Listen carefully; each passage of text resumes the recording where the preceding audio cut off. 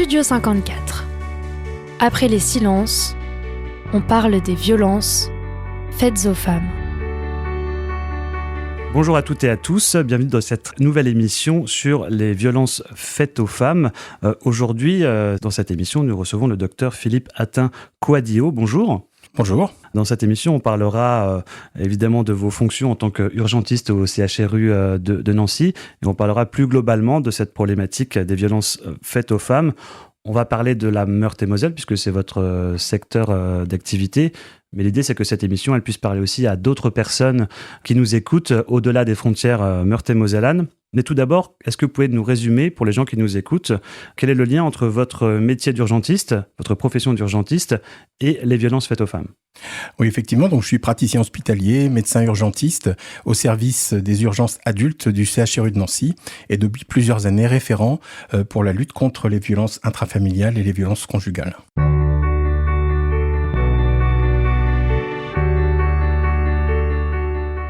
Comment s'est arrivée cette réflexion autour des violences faites aux femmes à Nancy ? Il me semble que vous m'aviez parlé de travaux de master, des études qui ont été faites en local, des étudiants qui se sont posés la question de comment lutter contre ce fléau. Oui, tout à fait. Cette fonction de référent est de quelques années, mais auparavant, on s'était questionné, notamment depuis les années 2010-2012, dans le cadre de 2 travaux de master qui avaient eu lieu au service et qui portaient justement sur les violences intraconjugales, connaître un petit peu la prévalence et puis le type de violence auquel on pouvait être confronté. Dans ces réflexions, il y a toute la question de la prise en charge des patients. On pourrait se dire que le docteur ou la docteure, les médecins ne guérissent que les bobos. En fait, non, on peut faire plein d'autres choses aussi à l'hôpital. On va s'occuper de mise en relation avec les associations en lien avec sa problématique. Effectivement, les situations sont variées. Il arrive rarement qu'une personne se présente et signale cette situation, cette difficulté. On est plus sur des fonctions de dépistage, d'information, de sensibilisation, d'orientation et un point fondamental, de permettre de garder le lien à partir du moment où on a eu une révélation, une information ou une confirmation de ce type de situation. Il est important qu'après le passage aux urgences, parce que toutes ces personnes ne sont pas forcément hospitalisées, on puisse garantir un lien et une continuité de la prise en charge et de l'accompagnement. Même en sortant de l'hôpital, la victime ne soit pas toute seule livrée à elle-même. Oui, tout à fait. On a l'accord, on essaie d'obtenir l'accord et c'est quasiment 100% des cas de pouvoir rappeler cette personne. Ce sont nos assistantes sociales du service des urgences adultes qui effectuent cette tâche et qui vont faire par la suite l'accompagnement et la mise en lien avec tout le réseau de prise en charge en dehors de l'hôpital, mais aussi avec les services au sein de l'hôpital si jamais il y a une hospitalisation après le passage aux urgences. Ce réseau, on va en parler forcément dans cette émission. Ils auront aussi la parole. On parle de France Victimes 54, de l'association Arelia, de la Maison des Femmes qui vient d'ouvrir justement très récemment à Nancy, ou encore du CIDFF. Revenons peut-être aussi à la base du sujet. On va beaucoup parler des victimes. Il y a aussi ces violences. Quand on parle de violences conjugales, quand on parle de violences intrafamiliales, de quoi on parle exactement ? Parce qu'on pense tout de suite à un coup de poing pour être un peu caricatural et vulgaire. Alors, la nature des violences, elle est variée. On peut avoir effectivement parfois des violences physiques qui sont les plus manifestes, mais on a aussi très fréquemment des situations de violences psychologiques, parfois de violences verbales, de violences matérielles et économiques, des violences numériques et exceptionnellement des violences sexuelles. La violence numérique.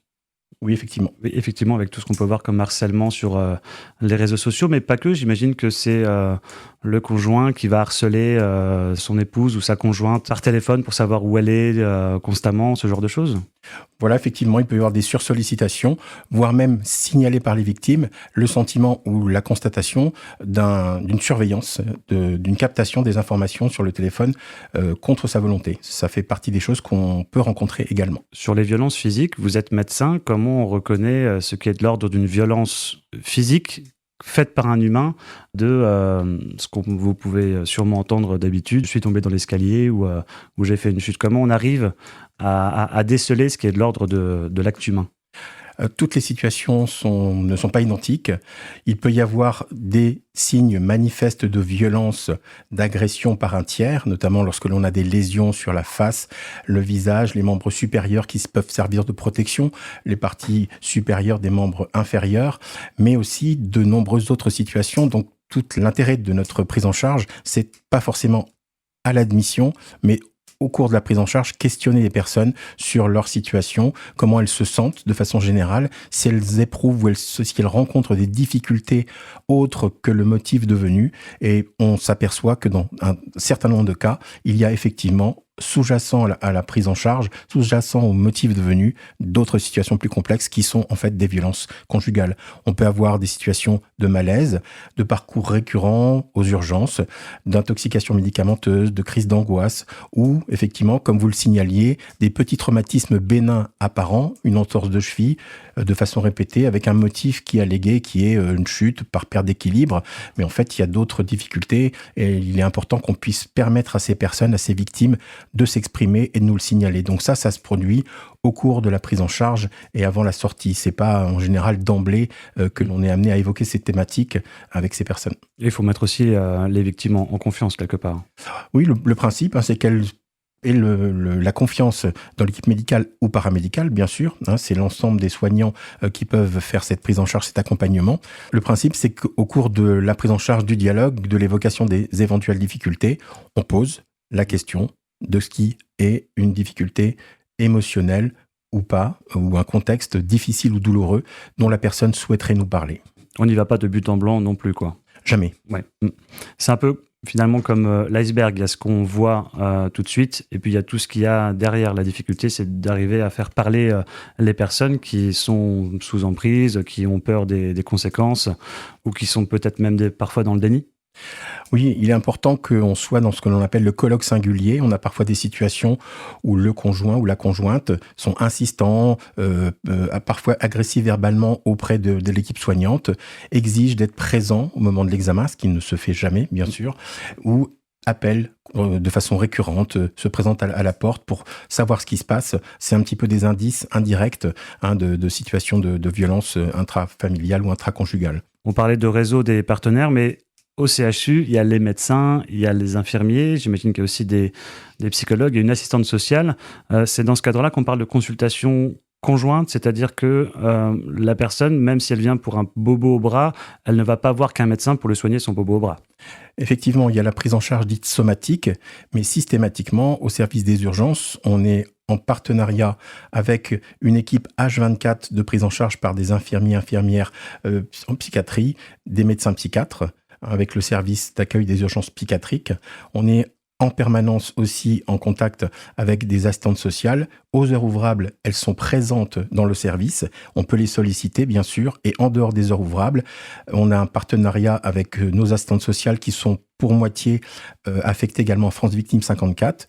Et le lendemain, ou dans les jours qui suivent, soit elles prennent rendez-vous avec la personne si elles le souhaitent, ou elles rappellent les victimes qui sont reparties, qui ne voulaient pas ou qui n'avaient pas besoin de rester hospitalisées. On garde le lien coûte que coûte. Le principe, c'est qu'effectivement, on ne laisse pas partir une personne sans avoir acté un rendez-vous quand il y a une nécessité de consultation auprès d'un spécialiste, auquel on y adjoint, si besoin, l'assistante sociale. Justement, c'est ça le concept de rendez-vous conjoint, pour permettre à la personne d'avoir une prise en charge un peu plus globale en un seul rendez-vous. La difficulté, on le connaît tous. Le parcours du patient, il peut sembler long pour la personne qui arrive aux urgences. Et derrière, il y a aussi les contraintes de « je ne peux pas m'absenter trop longtemps de la maison, je ne sais pas, ça va être suspect, j'ai d'autres choses à faire ». Alors que pour le praticien, pour les spécialistes de l'hôpital, pour vous, c'est très court. En fait, tout joue un peu dans un mouchoir de poche. Il faut quelque part être efficace pour maintenir le patient ou la victime qui aura peut-être envie de rentrer chez elle. Oui, tout à fait. Il faut être à l'écoute.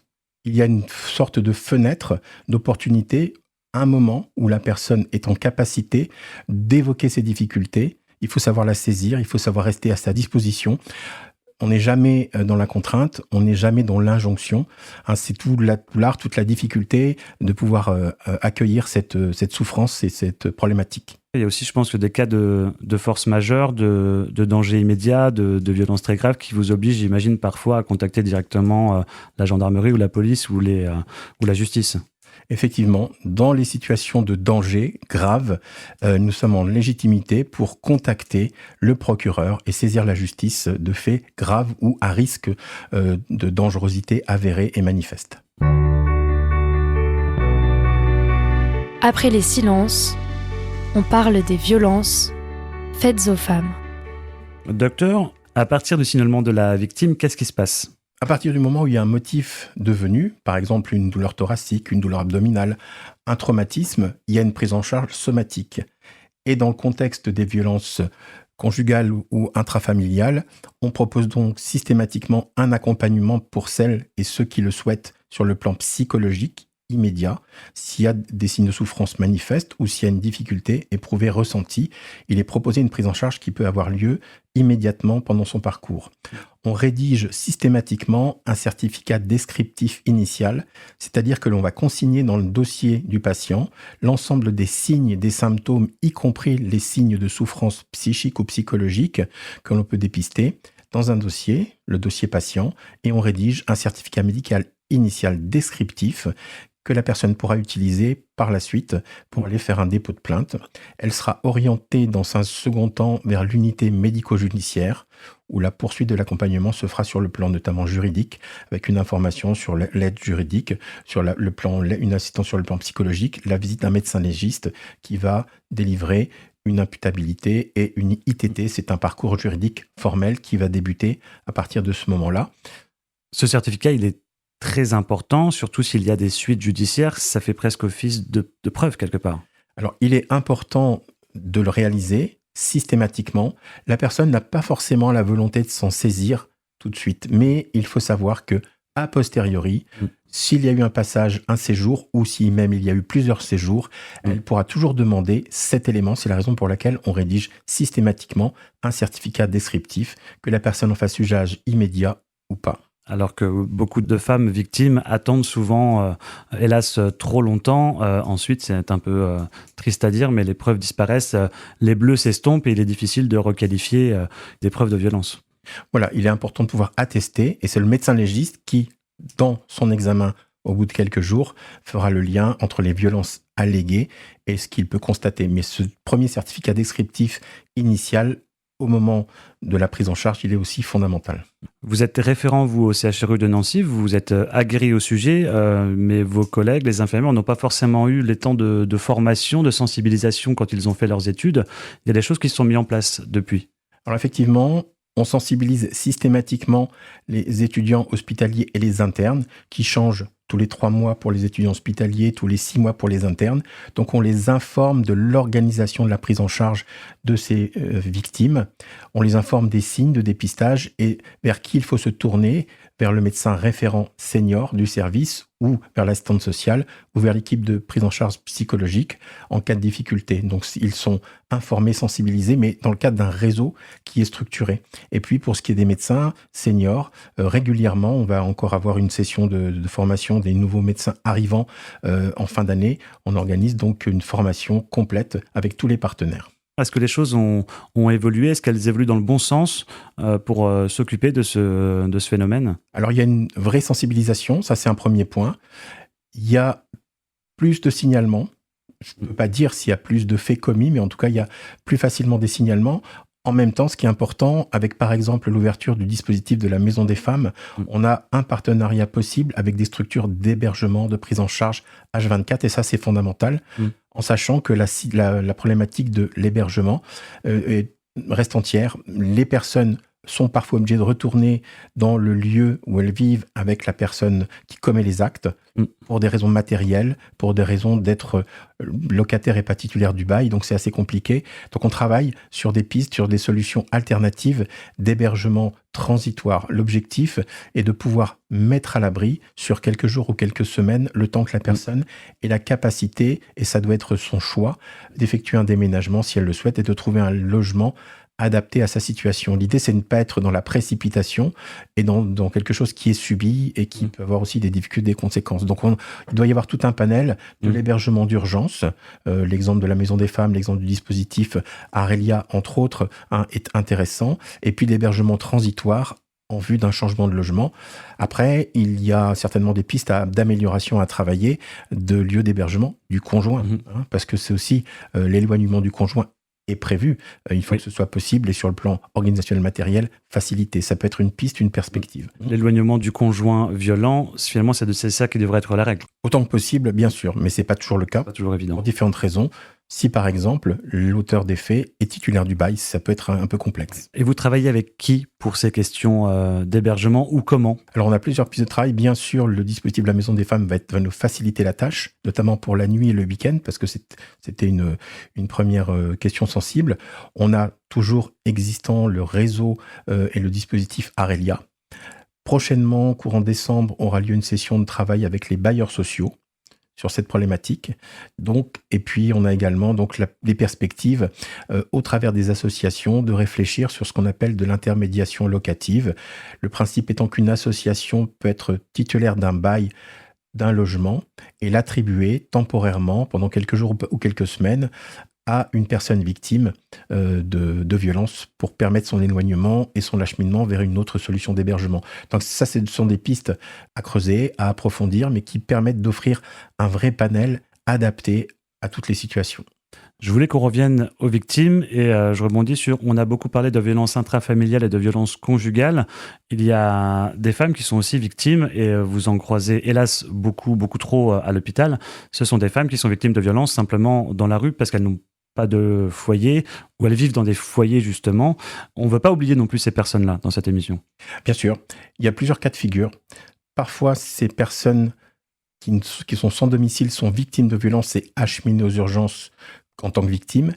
Parfois, elles se présentent aux urgences avec une intoxication médicamenteuse, des idées suicidaires, une intoxication alcoolique, une ivresse.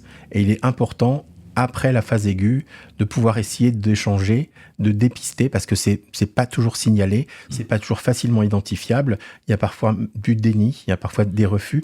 Donc c'est un accompagnement qui peut être plus complexe, mais c'est important de ne pas oublier ces victimes-là. On pourrait avoir tendance à dire, à croire un peu les clichés, que les violences conjugales sont pour les personnes les plus défavorisées. Ça ne concerne pas qu'une seule classe sociale. Finalement, ça touche toutes les strates de la société. Il y a toutes les catégories d'âge, il y a toutes les catégories dites socio-professionnelles. On ne peut pas identifier spécifiquement des classes dites sociales qui seraient plus exposées. Par contre, il peut y avoir plus de vulnérabilité dans la résolution et dans la prise en charge des conséquences de ces difficultés. Mais les violences conjugales ou intrafamiliales sont diffuses.